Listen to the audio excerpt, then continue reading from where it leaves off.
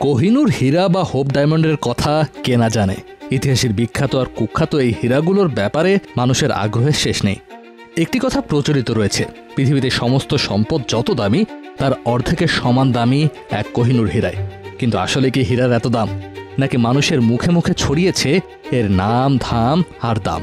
গুগলে যদি খোঁজ করা হয় হীরার এত দাম কেন, তাহলে প্রথমেই যে কারণ দেখতে পাবেন সেটি হলো হীরা একটি দুর্লভ রত্ন। কিন্তু আপনাদেরকে যদি বলি হীরা মোটেই দুর্লভ নয়, বরং পৃথিবীতে প্রচুর পরিমাণে হীরা রয়েছে। মাটির নিচেও আছে হীরার অফুরন্ত ভাণ্ডার।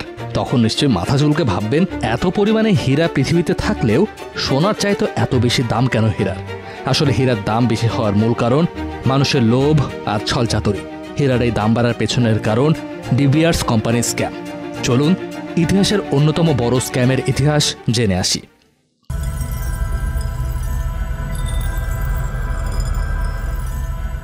হীরা একসময় পাওয়া যেত শুধুমাত্র ভারতে। খ্রিস্টের জন্মের 400 বছর আগেও ভারতের নথিপত্রে এর বর্ণনা পাওয়া গিয়েছে। তৎকালীন রাজা বাদশারাই শুধু এই হীরা অলংকার হিসেবে ব্যবহার করত। তবে মুঘলরা এই হীরা ব্যবহার করলেও তাদের পছন্দ ছিল রং বেরঙের রত্ন, যেমন চুনি, পান্না, স্যাফায়ার ইত্যাদি। তবে ধীরে ধীরে হীরার দাম বাড়তে থাকে, কারণ প্রথমে হীরা কিভাবে কাটলে দ্যুতি আরও বেশি ছড়ায় সেই জ্ঞান তাদের কম ছিল। কিন্তু ধীরে ধীরে ভারতের রত্নকাররা এটিও কায়দা করে ফেলে। তখন হীরার দাম আসলে বেশি ছিল, কারণ সারা পৃথিবীতে আর কোথাওই হীরা পাওয়া যেত না। পৃথিবীর ইতিহাস বদলে দেওয়া সিল্ক রোড তৈরি হবার পর ওই রুটে হীরার বিক্রি-কিনিও চলতে লাগলো। সিল্ক রোড দিয়ে বিভিন্ন রাজা, বাদশাহ, সম্রাটের মন ভরাতে ভরাতে এই হীরা গিয়ে পৌঁছালো ফ্রান্স তথা ইউরোপে। সেই সাথে ভেনিসেও পৌঁছে গেল এই হীরা কাটার প্রযুক্তি।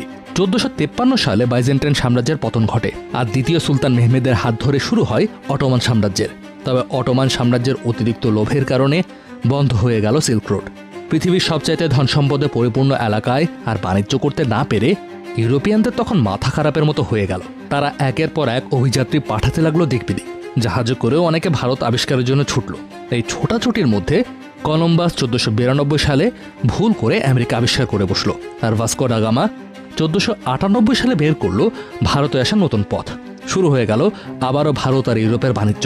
হীরাও পাচার হতে থাকলো ইউরোপে। এই হীরার ব্যবসা ভারতের একচেটিয়া ছিল, যতদিন না ব্রাজিলে 1725 সালে হীরার খনি আবিষ্কার হয়। দলে দলে আবারও সবাই ছুটল ব্রাজিলে। কিন্তু ভারতের হীরার মতো গুণে মানে প্রায় একই রকম হলেও বাজারে ব্রাজিলের হীরের দাম অত বেশি ছিল না, কারণ ভারতের হীরার ছিল 1000 বছরেরও বেশি ঐতিহ্য। তখন পর্তুগিজরা এক কুবুদ্ধি বের করল। ব্রাজিল থেকে হীরা ভারতের জাহাজে করে নিয়ে এসে আবার ভারত থেকে ইউরোপে ভারতের হীরা বলে চালাতে থাকে, আর এর মাধ্যমেই বড় পরিসরে হীরা নিয়ে ধাপ্পাবাজি শুরু। কিন্তু ভারত তো বটেই, এমনকি ব্রাজিলের হীরার খনি থেকেও হীরার পরিমাণ কমতে থাকে। হীরার ইতিহাস বদলে দিল দক্ষিণ আফ্রিকা। সেখানে ব্রিটিশদের শাসন থাকলেও ব্রিটিশরা এতদিন খুব বেশি পাত্তা দেয়নি। সেই পাত্তা পুরো দমে দিল 1866 সালে। জেকব নদীর ধারে আবিষ্কার করে বসল 21.25 ক্যারেটের এক হীরা। ব্যাস, শুরু হয়ে গেল আফ্রিকার ডায়মন্ড রাশ। ওই কিশোরের পাওয়া হীরার নাম দেওয়া হয় ইউরেকা ডায়মন্ড। দক্ষিণ আফ্রিকার ইতিহাসে সবচেয়ে গুরুত্বপূর্ণ হীরা ধরা হয় এই ইউরেকা ডায়মন্ডকে। দক্ষিণ আফ্রিকায় এই হীরা দৌড়ে তৈরি হয় বিখ্যাত কিম্বারলি খনি। এর মধ্যে ব্রিটিশ কলোনি সিসিল জন রোডস এসে আসন গানেন এখানে। ডিবিয়ার্স নামে 2 ভাইয়ের কাছ থেকে তাদের খনি কিনে নেন তিনি, আর এখান থেকেই শুরু হয় শতবর্ষব্যাপী হীরার এক অন্ধকার সাম্রাজ্য।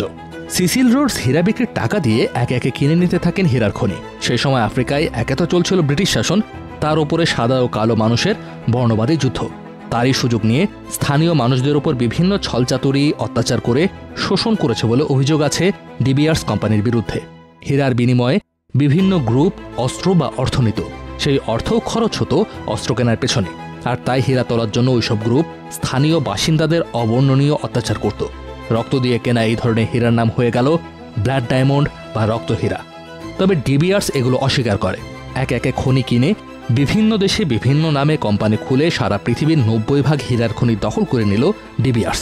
যাত্রা শুরু হলো ডিবিয়ার্সের হীরার কার্টেলের। কিন্তু এরপরেই দেখা গেল সারা পৃথিবীতে এত পরিমাণে হীরা পাওয়া যাচ্ছে যে ধনী শ্রেণীর মানুষেরা হীরাকে আর তেমন একটা পছন্দ করছে না। হীরার বদলে অন্যান্য দুর্লভ রত্নের দিকে তারা আগ্রহী হয়ে ওঠে। ফলাফল, হীরার চাহিদা কমার সাথে সাথে দামও কমে যেতে থাকলো। সিসিল রোডস তখন বুদ্ধি করে সারা পৃথিবীর বেশিরভাগ হীরা সাপ্লাই বন্ধ করে দিল। বাজার হীরা শূন্য করে হীরা যে দুর্লভ রত্ন এমন ধারণা দেওয়ার মাধ্যমে হীরার দাম চাঙ্গা রাখলো। এই আইডিয়া আবার রোডস পেয়েছিল বিখ্যাত ফ্রেঞ্চ স্কিম থেকে। তামা মনোপোলাইজ ব্যবসার আইডিয়া রোডস খাটিয়ে দিল হীরার ব্যবসায়। তামার ওই ধাপ্পাবাজি মাত্র 18 মাস টিকে থাকলেও হীরার ক্ষেত্রে এই ধাপ্পাবাজি এখনও বিভিন্নভাবেই চালু আছে। হীরার এই অন্ধকার সাম্রাজ্যে আর এক আঘাত আসে প্রথম বিশ্বযুদ্ধের পরপরই। পশ্চিমা বিশ্বে শুরু হয়ে গিয়েছে দ্য গ্রেট ডিপ্রেশন। মানুষ খেতেই পারে না তখন, হীরা কিনবে কিভাবে? আয় কম, ব্যয়ও তাই কম। ততদিনে অনেক সাধনা করে ডিবিয়ার্স কোম্পানির চেয়ারম্যান বনে গিয়েছে আর্নেস্ট ওপেনহাইমার। মার্কেটিংয়ের জন্য তিনি ভাড়া করলেন NW Ayer and sons marketing এজেন্সিকে। তারা শুরু করলো ইতিহাসের অন্যতম সফল মার্কেটিং। ইতিমধ্যেই সেন্ট্রাল সেলিং অর্গানাইজেশন CSO বা ডায়মন্ড ট্রেডিং কোম্পানি DTC নামে এক এক জায়গায় এক এক নামে ব্যবসা করলেও রসুনের গোড়া সে ডিবিয়ার্স কোম্পানি ছিল। ইতিহাসের অন্যতম সফল এই মার্কেটিংয়ের শুরুটাই ছিল এঙ্গেজমেন্ট আংটি হিসেবে হীরার আংটির প্রচলন। 1215 সালে মধ্যযুগের অন্যতম প্রভাবশালী পোপ ইনোসেন্ট III ঘোষণা দেন বিয়ের আগে কিছুদিন অপেক্ষা করতে হবে। তখনই এঙ্গেজমেন্ট প্রথা চালু হয়। সেই সাথে চালু হয় এঙ্গেজমেন্ট আংটিরও। যদিও এঙ্গেজমেন্টের আংটিতে হীরা ব্যবহার সর্বপ্রথম করার ইতিহাস পাওয়া যায় 1477 সালে। অস্ট্রিয়ার আর্চডিউক ম্যাক্সমিলিয়ান বার্গান্ডির ম্যারিকে বিয়ের প্রস্তাব দেন হীরার আংটি দিয়ে। তখন হীরা খুবই দুর্লভ রত্ন থাকলেও ডিবিয়ার্স এই ট্রেন্ড চালু করলো যে এঙ্গেজমেন্টের আংটির জন্য হীরাই সবচাইতে সেরা পছন্দ। যত বেশি দাম দিয়ে হীরার আংটি এঙ্গেজমেন্টে দেওয়া হয়, সেই সম্পর্কের স্থায়িত্বও তত বেশি, ভালোবাসাও তত বেশি। তখন এক একটা হীরার আংটির জন্য একজন পুরুষের 2 মাস বা 3 মাসের আয়কে ব্যয় করাটাকে স্বাভাবিক বলে বেশি বেশি প্রচার করা হতো। এরপরই আসে ইতিহাস বিখ্যাত ডায়মন্ড ইজ ফরএভার স্লোগান। সেই সাথে হলিউডের বিভিন্ন মুভি কোম্পানির সাথে চুক্তি করে অভিনেত্রীদের অলংকার হিসেবে হীরাকেই বেশি বেশি প্রচার করা হতো। সুন্দরী নায়িকাদের পুরো শরীর মুড়িয়ে দেওয়া হতো হীরার অলংকারে। মানুষের মনে ঢুকিয়ে দেওয়া হলো মেয়েদের জন্য হীরার মতো এত দামি আর চাহিদা সম্পন্ন অলংকার পৃথিবীতে আর নেই। 1953 সালে আসলো নতুন গান, ডায়মন্ডস আর girls best friend. Gentleman prefer blonde সিনেমার এই গানে হীরার অলংকারে সেজে আসেন তখনকার হার্টথ্রব মেরিলিন মনরো। এঙ্গেজমেন্টের মার্কেট দখল করার পর বিভিন্ন মার্কেটিংয়ের মাধ্যমে অন্যান্য বিশেষ দিনগুলিতেও নজর দিল এই হীরার সাম্রাজ্য। বিবাহ বার্ষিকী হোক বা জন্মদিন, হীরাই যেন নারীদের মন কেনার একমাত্র উপায়। এই ধারণা ঢুকে গেল নারী পুরুষ সবার মধ্যেই। এখন এমন ধারণা অনেকের মাঝে আছে দেখলেই বোঝা যায় ডিবিয়ার্স কোম্পানির মার্কেটিং কতটা শক্তিশালী ছিল। जब ये डायमंड बोलता है, दिल की ऐसी बातों को डायमंड से बुलवाओ। এর মাঝখানে ইসরায়েল জাইর, যা এখন কঙ্গো নামে পরিচিত, চেষ্টা করেছে এই CSO এর নিয়মনীতির বাইরে গিয়ে নিজেরা হীরার ব্যবসা করার জন্য। কিন্তু ডিবিয়ার্স তখন মার্কেটে প্রচুর পরিমাণে হীরা ছেড়ে দিয়ে হীরার দামে ধস নামিয়ে দিত। একই সাথে বিভিন্ন হীরা উত্তোলনের খনিতে কাজ করার দাম বাড়িয়ে দিল। পরিণামে নিজেদের স্টকে থাকা হীরা কম দামে বিক্রি করতে গিয়ে স্টক ফুরিয়ে যাবার উপক্রম হলে আবার ঘুরে ফিরে সেই CSO এর কাছেই ধর্ণা দিতে হলো এইসব দেশকে। 1994 সালে ডিবিয়ার্স কোম্পানির বিরুদ্ধে হীরার মূল্য নিয়ে এই কারসাজির জন্য যুক্তরাষ্ট্র তাদের দেশে ডিবিয়ার্সের ব্যবসা বন্ধ করে দেয়। তখন বিভিন্ন ছোট ছোট কোম্পানির সাহায্যে তারা যুক্তরাষ্ট্রে ব্যবসা করত। অবশ্য 2004 সালে ডিবিয়ার্স নিজেদের দোষ স্বীকার করে মাত্র $10 মিলিয়ন জরিমানা দিয়ে সরাসরি যুক্তরাষ্ট্রে ব্যবসা করার লাইসেন্স পেয়ে গেল। কিন্তু ততদিনে ডিবিয়ার্সের ক্ষমতা হ্রাস পেতে শুরু করেছে। 90-এর দশকে অস্ট্রেলিয়া, কানাডা, রাশিয়া বিভিন্ন দেশে বিশাল বিশাল হীরার খনি আবিষ্কৃত হতে থাকে। তার মধ্যে অনেকে এই কোম্পানির সাথে নিজেদের সম্পর্ক চুকিয়ে ফেলে নিজেদের মতো ব্যবসা করতে থাকে। তার উপর বাজারে এসে গিয়েছে সিনথেটিক ডায়মন্ড। এগুলো ল্যাবে তৈরি করা হলেও আসল ডায়মন্ডের সাথে আদতে এর কোনো তফাৎই নেই। দামেও সস্তা। অনেকেই ঝুঁকে পড়তে থাকে এসব ডায়মন্ডের দিকে। এককালে যে ডিবিয়ার্স কোম্পানি বিশ্বের 90% হীরার দখল করে রেখেছিল, এখন সেই কোম্পানি মাত্র 25% নিয়ন্ত্রণ করে। কিন্তু এরপরেও হীরার দাম যতটা কমার কথা ততটা কমছে না কেন? এর উত্তরও সেই মার্কেটিং।